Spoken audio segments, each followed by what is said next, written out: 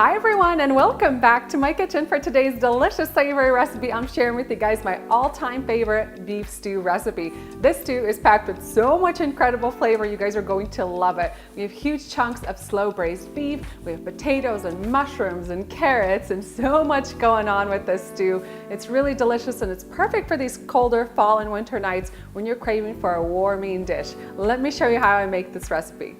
And this beef stew recipe is so delicious. Whenever I make it at home, I like to make a big batch of it because my husband absolutely loves it and it's gone in no time. So I'm going to get started with the beef first. I have 2 pounds of beef tri-tip. You can use tri-tip or roast. Just cube it into larger chunks like 1.5 inches.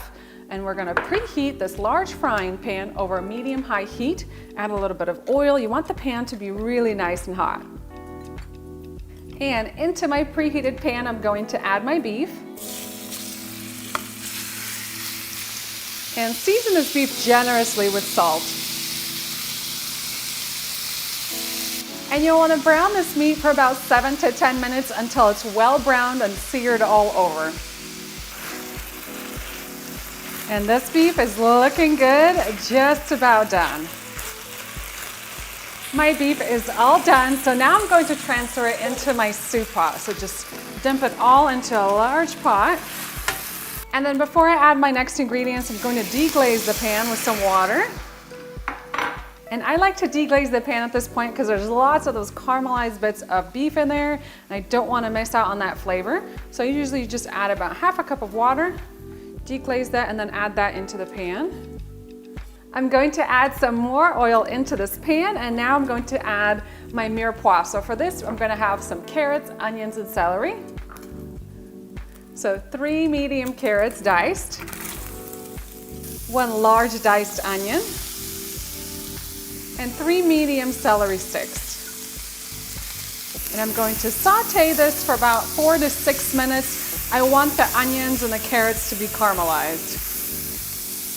And my onions are starting to soften and become translucent. At this point, I'm going to add in my garlic.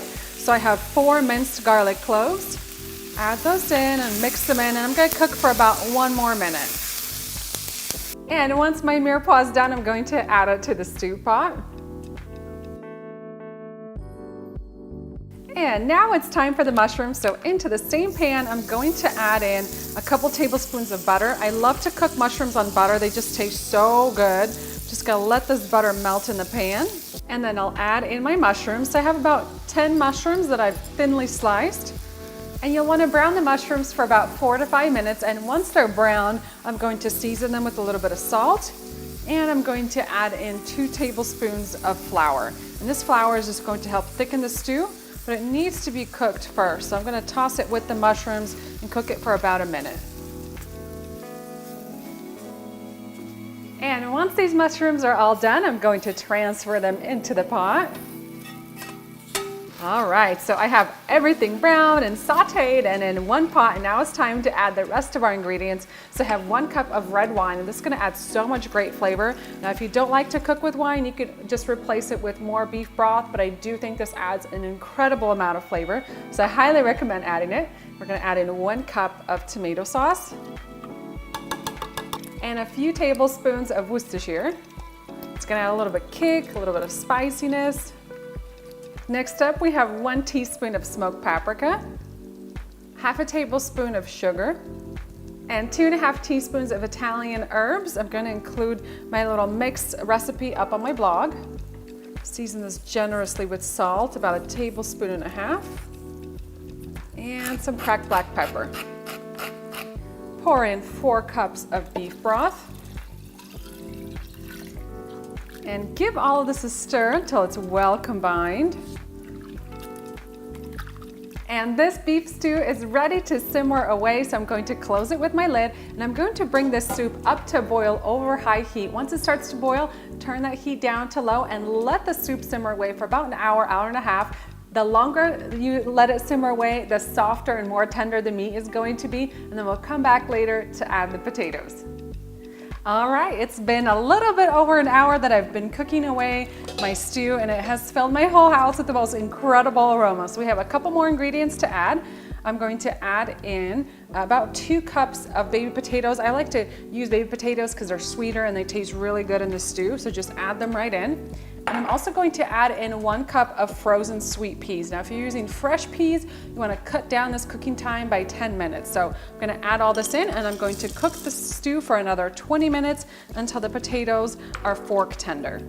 And this soup is all done. Look how gorgeous that looks, so delicious. I'm just gonna finish this off with a little bit of freshly chopped parsley, and this soup is ready to be enjoyed. Check that out. Isn't that the most incredible beef stew ever? I love how chunky it is. It's gonna be so good.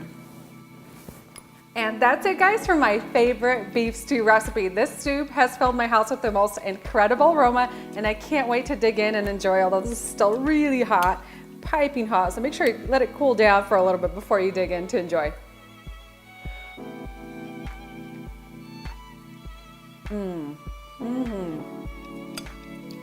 So much flavor going on in this soup here.